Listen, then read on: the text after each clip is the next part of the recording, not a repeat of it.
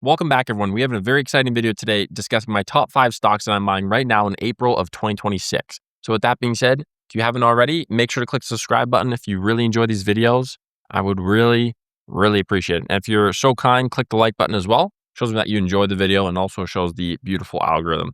So with that being said, let's go ahead and jump into it.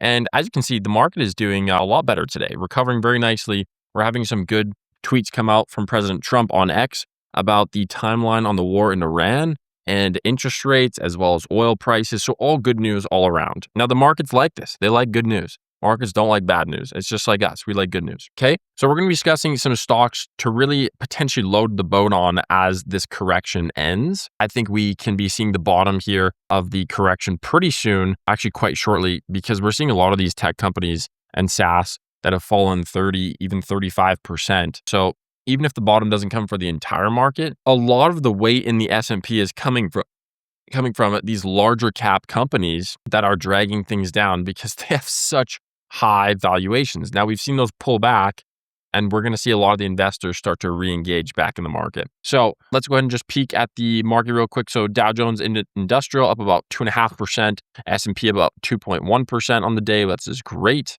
NASDAQ up as well, about 3.8%. Now we're seeing oil stabilize still very high around 102 range, which is still very high. But we could see some resolutions in the Strait of Hormuz over the next few weeks. And that could really help stabilize the price of oil, maybe in the 80 range, maybe high 70s. And I think that'll really help in the market going into the summertime. Gold up a little bit as well. And we have to look at the 10-year treasury. So it's at 4.3%. So it's come down, which is really good news. And this is going to help the overall sentiment in the market.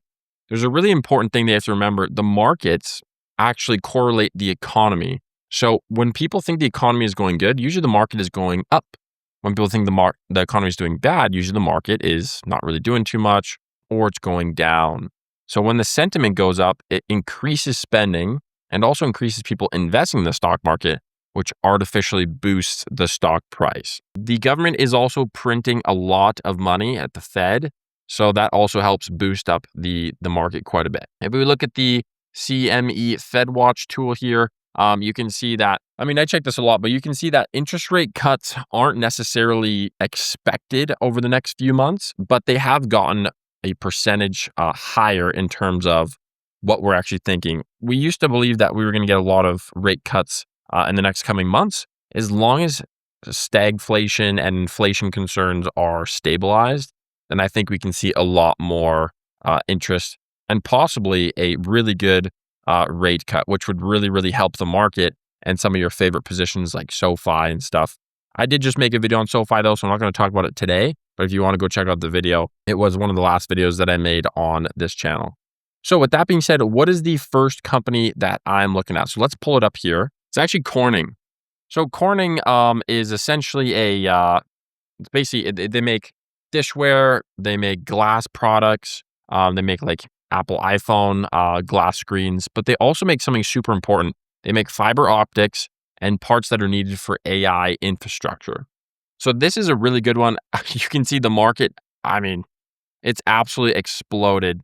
I didn't have the chance to get into this company early enough, but what a fantastic company to jump into. As you can see, very flat, lots and lots of support here. And with the introduction of AI infrastructure contracts, this company has absolutely went to the moon. So if we look at the earnings here, they did pretty good on the earnings as well, exceeding expectations on all the past 8 earnings. And they have their next earnings coming up in the early summertime here, so May 5th of 2026. This is a position where we could potentially see a little pullback, but establishing a really good support level. So obviously, I think it could see a little bit of a downward trend here. And let's pull up the 5-day chart so it's easier. You can see it's started to consolidate at lower levels, but really it's like in this 136 level. Now, with this company, the reason why April is such a good time to purchase on it is because AI build-outs and cost cap spending is even bigger going into the next 2 years. And Corning is going to be a key piece on how they actually build out these projects, these massive data AI centers. So what I think is good for this company is waiting for it to let it sit around the 135 range. It might come down a little bit and then just dollar cost averaging into. This isn't one that I would necessarily swing trade right now. I will be releasing the swing trades in my group. But over the past 6 months, you can see some really good opportunities on the way up, and it's established a really good support level in here. So as long as we touch the resistance up here, we might go back down to support and we can consistently sit in that range and maybe even see a run up. Because this company also has really strong financials and they've been around for a while, this is an absolute buy, 110%. Okay, the next one is the NASDAQ. So the next one is the Qs. So I think we can see a very, very strong move up with the Qs, especially this month as some AI and tariff fears settle down and we see a conclusion or a very strong resolution to this conflict. You can see a very heavy pullback has been happening. We have seen some flipping in the market. And I just recorded a video on that released a couple days back. But really, I mean, we got hammered over the past few months from its recent highs at 46,000 all the way down to 41,000. And so I'm buying the Qs very, very heavy this month. But something that I'm also doing is I'm also doing leaps on the Qs. Now, if you guys don't know what this is a long call. It's dated out usually more than 12 months. It can be 10 months out as well. And it can go up to 2 years sometimes. So I'm doing 1 year leaps, so 12-month leaps on the Qs because I think this is a fantastic time to actually grab $500-600, buy a leap, let it sit for the year and let that 500 become 4,000, 5,000, 6,000, and then exiting early. So I'm not just dollar cost averaging into the Qs, but these are really, really strong buying signals. A lot of fear in the market over the past really 2 months, 3 months, but a lot of pullback in the SaaS space. And so we had a lot of consolidation here. As long as it breaks past these resistance levels, it would be a fantastic position to jump into. So that's my second one for the month. The third one is one that I really, really like. And I have been dollar cost averaging into Meta quite frequently over the past few weeks. If you guys don't know, essentially I dollar cost average every single week into my favorite positions. So if you guys want to know those positions, make sure to click the link down below, apply to join my mentorship. But with Meta, if we go over the past 3 months, you can see it's been getting hammered, absolutely destroyed from 737 all the way down to 524. But we've actually seen this before. So if I pull up the 5-year chart, you can see it's been down to 110, 102, and it went all the way up to 788. The reason why Meta is one of my strongest buys every single week is because they have such a strong advertising platform. They're almost catching up to Google actually in terms of revenue. Google is at like 210 billion per year in revenue. And then I think Meta's at like 170, 175. So they're really getting close. They're closing that gap extremely quick. Now, what this shows me with Meta is we haven't really had a very strong pullback in a while, ever since 2022, essentially. But what you can see is when it went up to the highs, it's actually going back down to these resistant levels. So we could see it fall down a little bit more, which is why DCing here is very, very important to consider on the way down, because the revenue on this company isn't going anywhere. Now, for their earnings reports, they did miss last earnings back in October 29th of 2025, which is fine. It's not a huge deal. Hit the next earnings, and then the next one's coming up 29th of April, 2026. Now, if we look at their earnings, it is very, very impressive. Super impressive. Total revenue is 59.8 billion. Gross profit is 48.9 billion, up about 23% for both of those. Operating income up about 6% at 24.7 billion.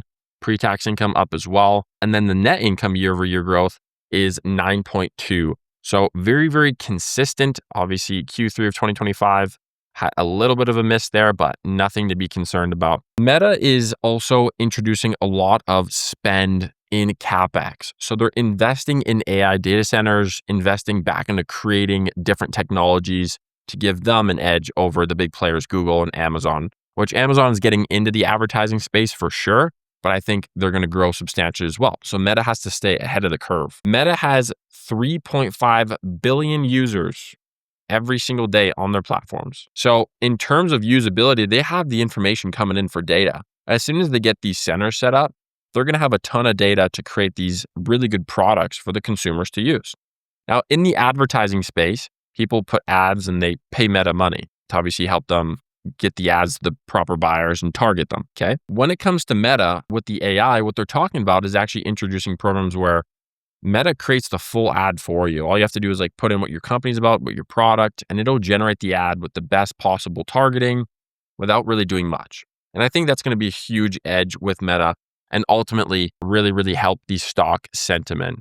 But again, this is a big one that I am dollar cost averaging in, and I am definitely going to update you guys on that one as well. The next one's Microsoft. Holy smokes. Microsoft has been beaten down like bad. So Microsoft last year, when there was the Liberation Day tariff stuff happening, and this was the drop. Okay.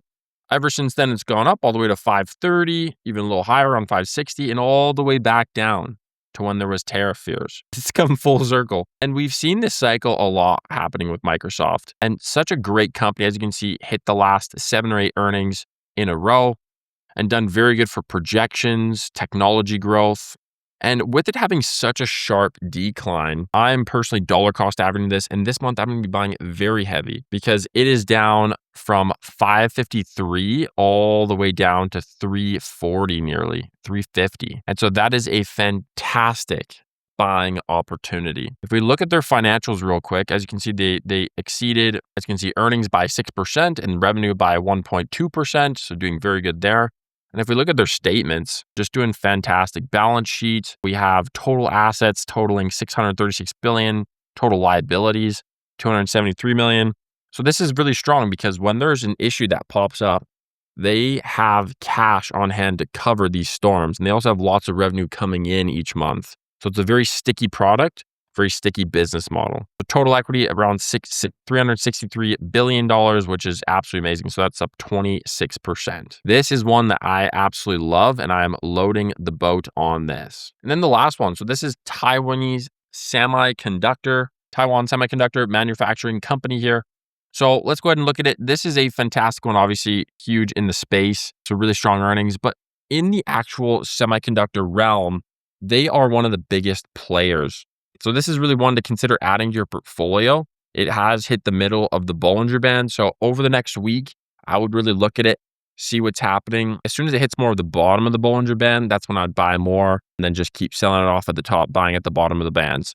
So I'd look at the RSI as well as the Bollinger Bands to determine how to swing trade this one. But again, if you guys want to know all my trades, just click the link down below, book a call with my team, and then you can obviously join the mentorship, which is where I share with you all my trades every single week. But this is such a good one to get into, especially for the industry that we're going into. If we look on the 5-day chart, some good volatility downwards. And then as the market has flipped back over the past 2 days and rallied a little bit, obviously nothing crazy, but just a tiny rebound, we're seeing some good pressure at the top, and it's trying to push through that band and past this resistance level. So with that being said, if you guys enjoyed this video, make sure to leave it a like and subscribe if you haven't already. That would really, really make my day. If you could subscribe to the channel, it shows them that you enjoy the videos. And when the next videos come out, make sure to watch them and like them up.